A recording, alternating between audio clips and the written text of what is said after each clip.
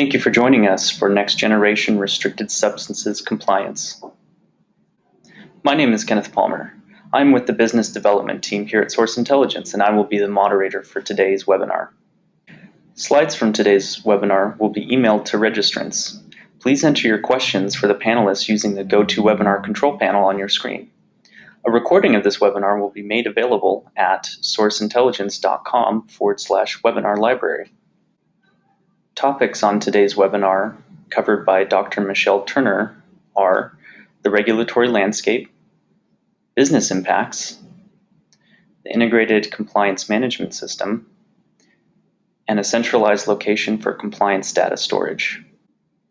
Dr. Michelle Turner is the Director of Sustainability and Compliance Services here at Source Intelligence. She is an expert in environmental regulatory compliance and public health. She also oversees environmental, health, and safety regulatory projects at Source Intelligence. She is instrumental in service delivery of conflict minerals compliance solutions. Dr. Turner leads SI's environmental management systems, auditing, and sustainability services. Prior to joining us here at Source Intelligence, Dr. Turner worked in academia researching adverse health impacts of chemical exposures. Thanks, Ken, for that introduction. I'd like to first start with going over the regulatory landscape. Companies are currently faced with a continually increasing array and complexity of regulations focused on use of chemicals in products. The number of global product regulations addressing hazardous substances alone has increased by approximately 4 times over the past decade, while regulations encompassing the entire product lifespan, including aspects such as greenhouse gas emissions and end-of-life management, have increased approximately 5-fold.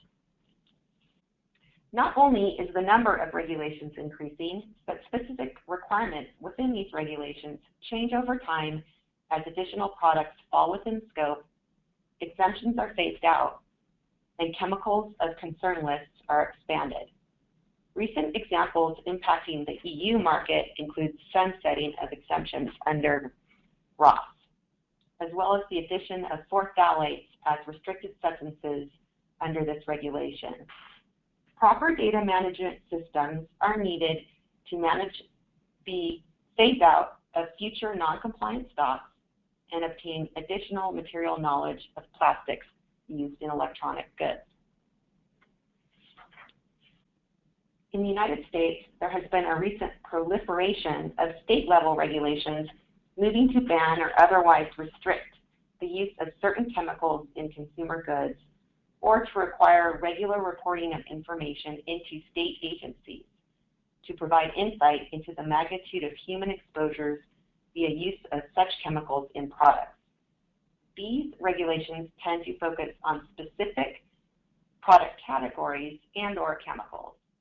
For example, over the past 7 years, Washington, Maine, Minnesota, Vermont, and most recently Oregon have passed regulations requiring companies placing children's products on the market in their jurisdictions to regularly report on the use of approximately 60 chemicals of high concern. Florida, Mississippi, New York, and South Carolina are currently considering legislation that would ban or limit specific chemicals such as formaldehyde in children's products. While many of these state regulations have been promulgated in reaction to what many consider an ineffective process for chemical safety review at the federal level under TSCA, it remains unknown how the currently proposed revisions to this regulation will impact or be impacted by state requirements already in effect. California's groundbreaking Safer Consumer Products regulations will require companies selling an array of consumer goods within the state to have an in-depth knowledge of the types of chemicals being used in their products and potential safer alternatives. These regulations, which are the cornerstone of California's Green Chemistry Initiative, move from the historic approach of banning or limiting specific chemicals on a one-by-one basis to a more systematic approach, whereby manufacturers are required to ask whether given chemicals are necessary ingredients in their products and whether safer alternatives exist. The California Department of Toxic Substances Control, or DTSC, the state agency charged with implementing this program, released its Priority Product Work Plan for the next 3 years in April of this year. The plan calls out specific product categories and chemical combinations as potential priorities for upcoming regulation. The regulations provide for a 4-step process to identify safer consumer product alternatives. First, the DTSC is charged with establishing and maintaining a list of candidate chemicals based on hazard traits or history of exposure. The agency then identifies consumer products containing one or more candidate chemicals for potential regulation. Chemical product category combinations are evaluated in light of potential adverse human health and environmental impacts. Once a chemical product category combination is listed by DTSC as a priority product, responsible entities, meaning businesses that manufacture, import, distribute, sell, or assemble consumer products and place them into the stream of commerce in California, have to identify and evaluate alternatives that reduce adverse impacts of the product with the chemical of concern. The regulations require manufacturers to ask, is this ingredient necessary? Is there a safer alternative? And is that alternative feasible? This assessment, called an alternatives analysis, will be required only after the priority products are adopted in regulations. After a responsible entity's alternatives analysis, DTSC may pose regulatory responses for the protection of public health and the environment. These responses could include labeling requirements, use restrictions, bans, and requirements for product end-of-life management. Companies will need to have an in-depth understanding of the chemicals being used in their products in order to react to these new requirements over the coming years. A number of chemicals have been tightly regulated for a relatively long period of time. For example, toxic metals such as lead. But new substances are coming under increased public and regulatory scrutiny as scientific evidence emerges regarding their potential adverse human health and environmental impacts. One example are poly and perfluoroalkyl substances, or PFAS, used to create non-stick, stain-resistant, and water-repellent surfaces. These substances are stored in body tissues over a long period and have been associated with a number of adverse health effects, including carcinogenicity, liver inflammation, and abnormal thyroid function. The U.S. EPA launched a voluntary program for phase-out of perfluorooctanoic acid, or PFOA, by 2015, this year. However, the phase-out of PFOA and move from long-chain to short-chain fluorinated substances has sparked controversy. Some scientists argue a switch to short-chain and other fluorinated alternatives may not reduce the amount of PFAS in the environment. And because some of the shorter-chain PFAS are less effective, larger quantities may be needed to provide the same performance. They also argue that little information is publicly available on the potential health and environmental impacts of these substances. It is clear that fluorinated compounds will continue to be a regulatory focus and potential targets for future regulatory action. Other recent chemical concerns are resins used to make materials wrinkle-free, which can release formaldehyde, a known carcinogen, and triclosan, which is an antimicrobial chemical, was commonly used in hand soaps and body washes to inhibit bacterial growth. Triclosan is absorbed to the skin and has been detected in human breast milk, blood, and urine samples. In laboratory studies, it has been linked to hormone disruption and adverse developmental impacts. As scientific evidence continues to emerge and change, Companies need a system in place to react to new regulatory requirements. Knowing whether products contain chemicals which are emerging as concerns from a human health perspective will allow organizations to take a more proactive approach and begin to design such uses out of their products before regulatory action takes place. So now let's explore some of the business impacts of hidden risks due to product chemistries. Lack of visibility into the chemistry of your manufacturing processes throughout the supply chain can create hidden liabilities. Companies have experienced fines, lawsuits, product recalls, and lost sales from reputational damage costing in the tens to hundreds of millions of dollars due to a lack of understanding regarding the types and levels of chemicals present in the products they are putting on the market.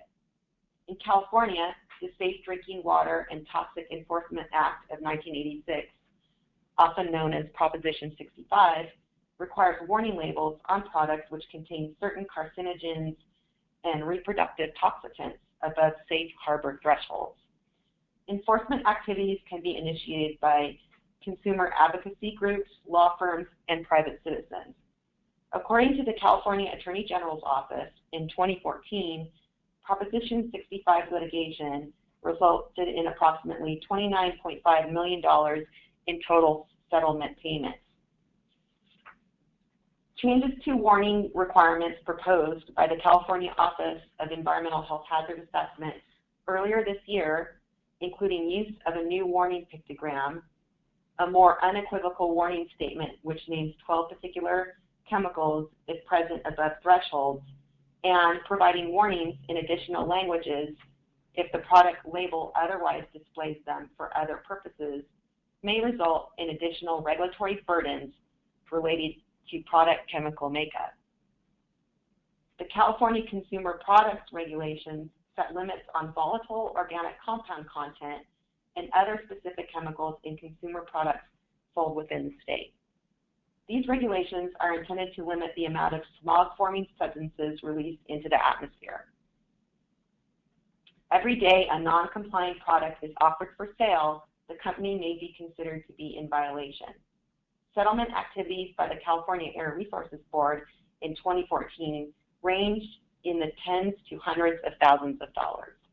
Additional costs were incurred in legal fees and dealing with non-conforming products through recalls and reformulations.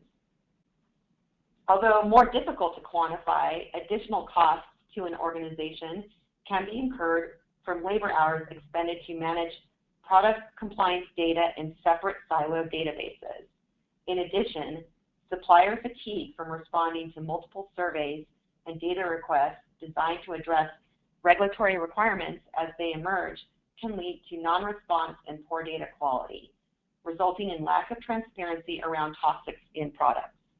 Inefficient and disparate processes to manage product chemical information can impede access to global markets and create barriers to sales. Finally, a deeper understanding of chemical ingredients in products helps guide a more proactive product design process whereby harmful chemicals can be phased out of the product at the design phase, thus avoiding costs of downstream regulatory management. Products with less hazardous substances and safer chemical alternatives can also create competitive advantage by demonstrating an organization's commitment to sustainability. Now, what are the benefits of a consolidated data management approach? In today's regulatory environment, companies need an integrated product data management system to manage risk and efficiently communicate with their supply chains. A platform which allows supply chain participants to upload and store detailed product level data in one centralized location helps reduce the costs and inefficiencies associated with a more reactive approach, whereby separate email surveys and data requests are sent to the supply chain and data managed in separate spreadsheets or databases as existing regulations change or new regulations appear. Organizations can improve efficiency, increase revenue, and reduce risk by utilizing a system that provides a centralized location for suppliers to upload and manage product identifiers, regulatory documentation such as material declarations, certificates of compliance, test reports, and other sourcing information. Ideally, such a system should provide participants the ability to share uploaded product information with other members of their supply chain to eliminate the need to communicate the same regulatory information to different stakeholders via different data collection mechanisms. The Source Intelligence Restricted Substance solution empowers users by providing instant feedback on compliance requirements. Once product data are entered, compliance algorithms assess status against regulatory requirements of interest. Products are flagged to highlight regulatory issues which need deeper diligence so that suppliers and customers can follow up. The platform allows for one centralized location for this information to be stored, evaluated, and addressed. Thank you, Michelle, for that wonderful information. In the sphere of restricted substance compliance issues, it becomes paramount to stay abreast of evolving regulations. This will help you avoid fines, maintain your competitive advantage, be a leader for environment and health issues, as well as keep your supply chain undisrupted. Source Intelligence's integrated compliance solution will give you a comprehensive resolution to stay on top of your chemical management. Thank you for taking the time to view this webinar and have a wonderful rest of your day.